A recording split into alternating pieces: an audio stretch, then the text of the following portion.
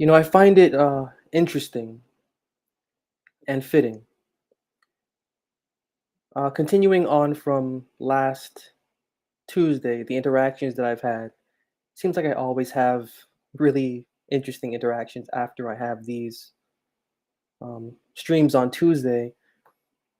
Different individuals reaching out to me and telling me about their baptism, sending me videos of their baptism, and it ending with them letting me know that now they are a part of the family of God. Now they are a part of the family of Jehovah. And from what I said last week, from just the subject of giving credit, giving credit to the individual conversation that is willing to step aside, and the human being having that conversation to step aside so that the two, although together, can have their own journeys. The human being stepping aside so that the conversation could step into its own being. And talking a lot about how the journey isn't for everyone, flipping the script and saying that although the journey isn't for everyone, the journey's for you. And although not many are fit, don't have the fitness and are not willing to go through the fitness for that journey, you have the fitness and are willing to go through that fitness for that journey, for the goal. And not everyone will hear that an exodus, not everybody will hear that an exodus from their religious denominated theory is right and will want to do that. Not everybody will hear of that journey and go, wow, that is special.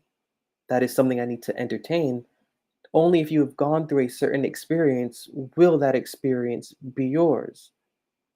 And so, highlighting for these past weeks that not everybody is fit, talking about how not everybody is fit, talking about the Exodus, talking about the wilderness experience, talking about the use of wisdom as plagues to reshape and transform the body of belief, and yet failing to talk about the credit that the individual conversation deserves for experiencing that Exodus, failing to do that. Doing that last week and coming into these certain interactions with individuals that are manifesting their belief physically, manifesting their belief in a way that is sort of not taking into account the washing, as it says in Ephesians 5, of the word. And so it's always interesting when I am asked about this subject of baptism, and when I am asked about the subject of the rituals attached to manifesting confidence in belief, the sort of direction that is taken. And that's something that I wanted to do at this time, because building off of last week, I believe that it is absolutely fitting. And last week I did mention in Peter, the counsel of Peter towards the routine or the act of baptism, that it is not anything for sure, for real, but it is only for the conscience. It's coming from 1 Peter 3:21. Just going to read that. 1 Peter 3:21, talking about the flood and such, and then moving on to baptism. The like figure whereunto even baptism doth now also now save us, not the putting away of the filth of the flesh, but the answer of a good conscience towards God. So that's really what I was getting at when it came to me quoting or referencing this verse, last week, and now here quoting it, is that the act of baptism does nothing for putting away the filth of the flesh, but everything for conscience, as it says, not the putting away of the filth of the flesh, but the answer of a good conscience towards God.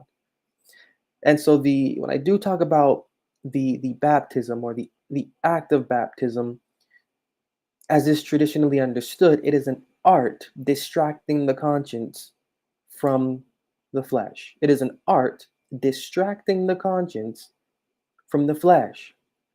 And believe that art And that distraction does not last very long because soon enough, the one baptized realizes that they are not safe from the mind within their body.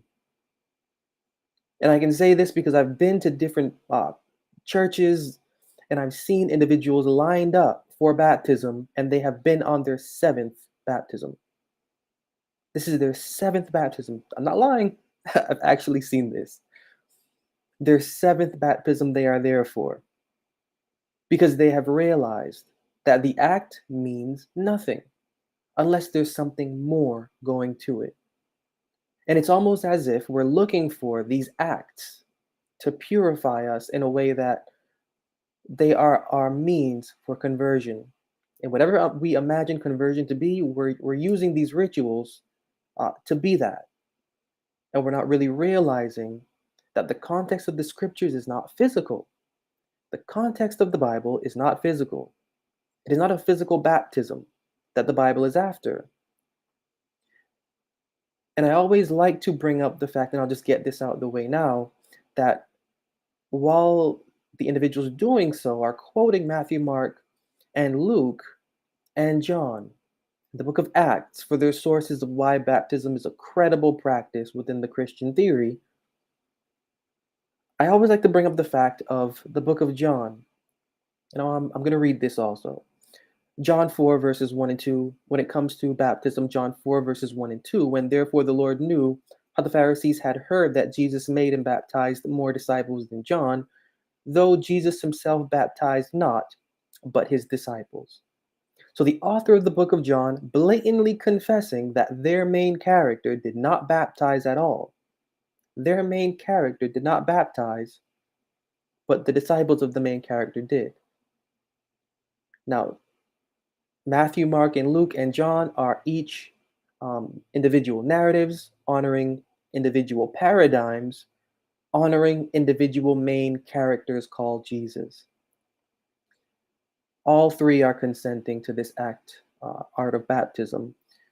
The book of John is a little bit more detailed and does not, when it comes to the main character, consent to it, but allows us to know that the individual's followers are the ones that did the baptizing.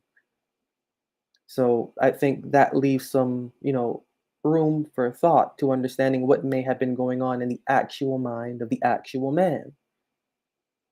Because the actual mind of the actual man understood that baptism does nothing for the mind within the body, but it does everything to delude or to put off the confrontation one must have with the mind within their body. And then soon enough, you find out that that confrontation cannot be so distracted. There's no blur. Once you get up out of that water, you are the same individual from before. Your confidence, whatever it is, will not last. It will not last. And that mind within that body will again take over. So when it comes to baptism, I like to bring out just little nuggets to just help the individual realize that the baptism that they should be looking for and the individual that they believe is certifying or validating this is the same individual that taught that which is of the flesh is flesh, that which is of the spirit is spirit. They also taught that God is a spirit. Luke 24:39, they also taught that a spirit does not have flesh and bones. So the likelihood of this individual, the main character of the Gospels, being a proponent, being for, not against, baptism is very unlikely. Very unlikely. And so, based off of that philosophy that has been ingrained, yet seemingly trying to be covered up by the angle the authors of the Gospels would have us get at, there's a better way to understand the kind of baptism that our conversation that we should be chasing. And when you're reading the book of Romans, give your bodies a living sacrifice. It says in the book of Romans, chapter 12, and verse 1. Give your bodies a living sacrifice, which is your worthy service. And then in verse 2, we kind of learn what that body that we are supposed to give is. It says, be transformed not according to the world, but be transformed by your mind. So when you put these two verses together, we actually learn the kind of baptism that we are supposed to be having. The baptism is supposed to be the baptism of the mind. The body that is supposed to be baptized is the mind of belief. Because be not conformed to the world, it says. Romans 12:2. But be transformed by the renewing of your mind. Now, it is a practice of the world to baptize in water. It is a practice of the world to continue ritual, physical ritual for a physical experience, for a physical confidence that somehow translates into a spiritual connotation. And in reality, that does not work. That does not work. That's why that which is of the flesh is flesh, that which is of the spirit is spirit. The individual saying this is drawing a dividing line between what is for the body and for what is for the mind. There are things for the body that are not for the mind. There are things for the mind that are not for the body. You can do all kind of dunks and smears and all kind of things you can eat, wear with the body, or you can do all kind of things concerning edification and enlightenment, exercise, practice, and discipline for the mind, and you will understand the benefit of the one or the other. And so the kind of baptism that the Bible's looking for is the kind of baptism where the mind is moving on from a human-based impulse to a devotional experience. So just want to highlight that. Again, quoting from the book of Romans here, quoting from the book of Romans, Romans chapter 6, 3 and 4, which is a wonderful concept to apply to baptism. Know ye not that so many of us, as were baptized into Jesus Christ, were baptized into his death? Therefore, we are buried with him by baptism into death, that like as Christ was raised up from the dead by the glory of the Father, even so we also should walk in newness of life. Now, what is the newness of life that one ought to take this allegory to be? Because when we see the individual dead, and then when we see the individual rising, the author of the book of Romans isn't putting that off into a future date. The author of the book of Romans is not saying, yes, he's dead, so we will rise at a future date. Yes, he is dead, and so being dead with him in baptism, we are secured with him for a future date. That's not what the author of the book of Romans is saying. The author of the book of Romans is making plain present sense. Plain present sense. Plain present sense in the art of what is called revival and what is called newness of life. But what is the kind of newness of life that the author of the book of Romans is talking about? You can go to the book of Romans chapter 7, and you can find where it says newness of spirit is what one ought to be operating under right now. What is that newness of spirit? Jumping back a couple verses, you can read the discourse on how one has, through this individual's allegory, passed away to the concept of the religious law, to now rise up in mind a conversation that is bearing one new in spirit. So when we're hearing in Romans 6, 3 and 4, know ye not that as many of us has been baptized are baptized into death. Therefore we are baptized with him into death, and as he was raised from the dead, so too we ought to be raised in newness of life. The kind of newness of life that the author is talking about is not a newness of life to take place in the future. It's not a newness of life to take place that any sort of fanatical, fantastic, phenomenal, colorful, supernatural, extraterrestrial outlook. The individual writing the book of Romans in chapter 6 is very plain. Being very plain, they are staying within present tense. And in present tense, they are talking about the art of baptism and how it ought to be applied and looked at when one is baptized. If you are going to take that water baptism, once you get up out of there, you are supposed to understand the allegory. And the allegory doesn't mean that this water is your sins are washed away. That's not what the water does, as we saw in the book of Peter. Not the putting away of the filth of the flesh, but a goodness towards the conscience is what Peter says. Peter says you are taking your step into this water basically to deceive yourself, not to do anything with your flesh. The art that this in the book of Romans is talking about is that once you have, if you're going to take that step, exit out of that water, you are supposed to live your life in a new way. Yes, Christian theory has it right. Live your life in a new way.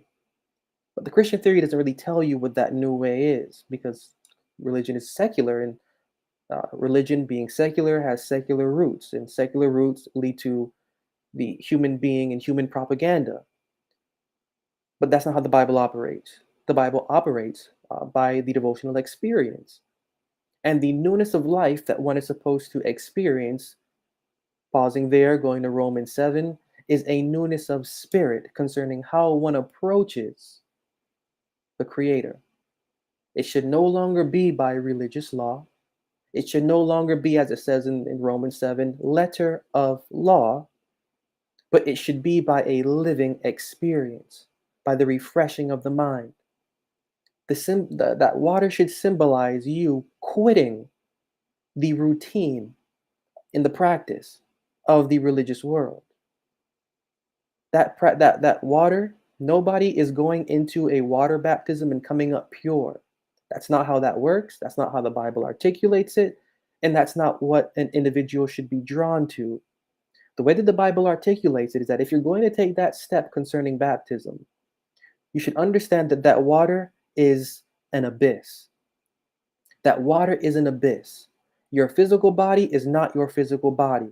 The body submerged under the water is the body of your devotional conversation.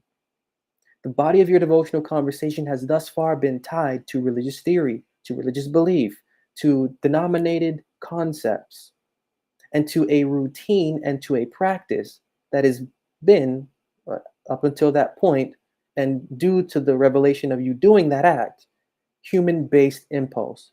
Because again, as Peter lets us know, the act of baptism is a human-based impulse, does nothing for the spirit of the mind, does nothing. It's only for the conscience of the human being. So when we're rising up out of that water, what is supposed to happen and what should be understood is that we are leaving behind in that water that human-based religious understanding, that human-based religious experience. We're leaving behind that human-based religious experience, and we are rising up. We are rising up and regenerating to an experience without that weight. We are rising up to an experience without that weight. And now we are living according to a new, as it says, Romans 4, life, or Romans 7, spirit of mind.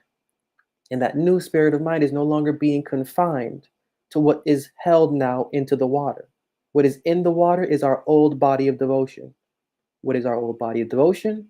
Our old body of devotion is that devotion where we believed on a theoretical approach to our devotional experience.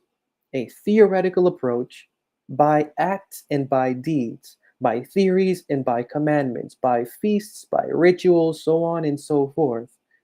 That's the body of belief that is left behind in the water. But when we rise up from that water, just as that man is dead, just as that man is dead, remember, we're not dead. We're not dead. We're not literally dead when we are in this baptism.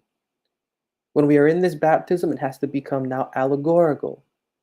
And we have to understand the deadness allegorically. And the deadness of that man's body is the deadness of our body of belief. The deadness of that man's body is the deadness of our body of belief. And so just as that individual died but rose up, so too we have to allegorically die to allegorically rise up into a new life. And the way that the Bible breaks that down, the way that the Bible breaks down the new life that the individual ought to live, it's not a new life of my human being is at ease, or I am pure, or I am this, or I am that, or whatever kind of strangeness we want to attach to baptism due to the theory of the Christian religion.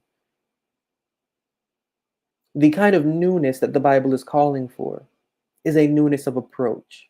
So if we're going to take that step, if we're going to look at water baptism as something We need to approach it the way that the Bible approaches it, not according to the way that our denominated theory approaches it or to our denominated theoretical opinion would approach it.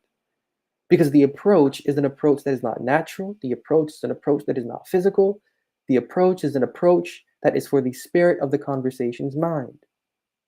And so, if we're going to look at that baptism as being baptized in this individual, and if we're going to take this individual as doing something special for us, we need to look at how the author of the book of Romans is looking at that angle.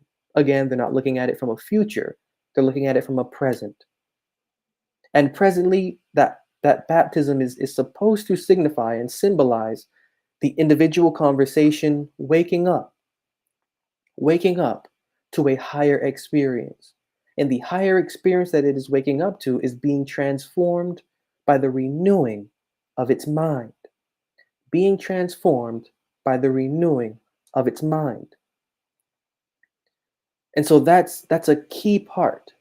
That's a key part of what that baptism is, because once we're able to do that, once we're able to understand the allegory of baptism, maybe the physical doesn't matter anymore, and it shouldn't. Because what should matter ultimately is the purification of our devotional conversations, thoughts, and feelings. Baptism via experience. Baptism via experience. So that, if we do take that step, and if we do take that ritual of submergence in water, we can exit not going back to it. Because again, I've come across many situations where I have seen individuals lined up for a baptism. This is their sixth, this is their seventh, this is their eighth baptism. Because they're not realizing that the Bible isn't calling for something that is physical. They're believing that the physical act is it. They're looking for a physical act to convert whatever is in them to the kind of newness that they know that they should have. But that's not going to happen. There's no physical act. There is nothing natural that one can do to quench the mind that is within the body. This was the argument of Hebrews 10. This was the argument of Hebrews 9. All those that did that service came to the same experience, yet were they not made perfect according to the conscience. That's Hebrews 9. So you have in Peter baptism being no good for the flesh and its filth, but for the good of the conscience. And then you have in Hebrews many doing the service, yet never becoming perfect according to the conscience. It's quite interesting. And yet we continually return to these practices and not understanding the fabric, the nature, and the quality. Bible language does not call for this physical type of display. The human being will always call for this type of physical display because the human being is sensual. The human being is sensual, and religion coming from the human being is also sensual. Religion being an art of human strictness is sensual. And so you need sensual to please sensual. That's why it says that which is of the flesh is flesh. But it doesn't end there. It does not end there. It says that which is of the spirit is spirit. Because what is of the living God's mind is for the mind of the devotional conversation. If we are going to believe that this baptism is one where we are dead with the individual we profess, then we need to understand that this water symbolizes a hole, a black hole for a particular being, not our human being. That's a lie. Not our human being. This is the being of our devotional conversation that has been expressed thus far by its human devotional impulse. When we rise up from that water, what is left behind is the body of belief guided by human impulse. What is risen is a body of belief guided by newness of spirit. That means the conversation goes from being physical to being mental. That means the conversation goes from being natural to being inward. That means the conversation goes from being fixed on rituals, fixed on a script, fixed on traditions and commandments, handwritten and passed down, to an experience of having commandments, precepts, and understanding engraved onto the heart. That's the kind of baptism that the Bible is calling for, and that's the kind of experience last week that I have been failing to celebrate. The individual willing to do such an experience, not even needing that water baptism, not even needing it, but realizing that the real baptism is the baptism of their thoughts and feelings, devotionally, baptizing their mind, washing their mind with the impression given by the words of the Bible on a consistent basis, washing the mind consistently with the words of the Bible, and doing so in a way where a message is being retained and familiarity is being acquired with the character of the Bible to be applied in a realistic sense. This is the kind of awakening that the conversation needs in order to understand the type of character it is supposed to have. This is the kind of awakening that the conversation is supposed to have in order for it to understand that its journey is individual to itself and that it is special for being able to have access to such an experience that the majority will not have, an experience that the majority will not have. Yet, if you are tuned into me, your conversation, your conversation is one. Your conversation is one that is allowed access for this very interesting and peculiar experience because your conversation is due to the heart that both life and the living God see is supposed to have in a sort of transcending sense, transcending the scope of the religious world to enter into the classroom above, where the experience now and with the words of the Bible are becoming the main frame. And so, this idea of, as I lightly touched on it last week, and I'm curious about this week's interactions, but that baptism, the baptism that we ought to be concerned about is the baptism of the conversation's thoughts and feelings, the mind of the devotional conversation, that it is washed, that it is purified, that it is, and this word justified means just that, washed and purified. That's what justification is about. The justification of the conversation dying, the justification of the conversation rising. This, in a first or primary sense, has nothing to do with our human being at all. Our human being is not called into question here. What is being called into question here is the only body that matters, and the only body that matters is the body of our belief. The body of our belief. It is the body of our belief that needs to be quickened. It is the body of our belief that needs to be awakened. It is the body of our belief that has to be baptized. And there is no water. There is no water that can do this. No matter how many times you go up and down, there is no water that can symbolize this. There is nothing natural or physical that you or I can do to gain the kind of transformation, to acquire the kind of edification, to live within the newness that the Bible is calling for. That is an act that is within. That is an act that is occurring within. And occurring within, we have to react to what works with what goes within. And as I mentioned last week from the book of Isaiah, open up the book of the Lord and read. It says in the chapter Isaiah. That's and it's just very plain because that's just our experience. Because again, the living God is not physical, as I was saying last week. There is no living God to give a physical body to.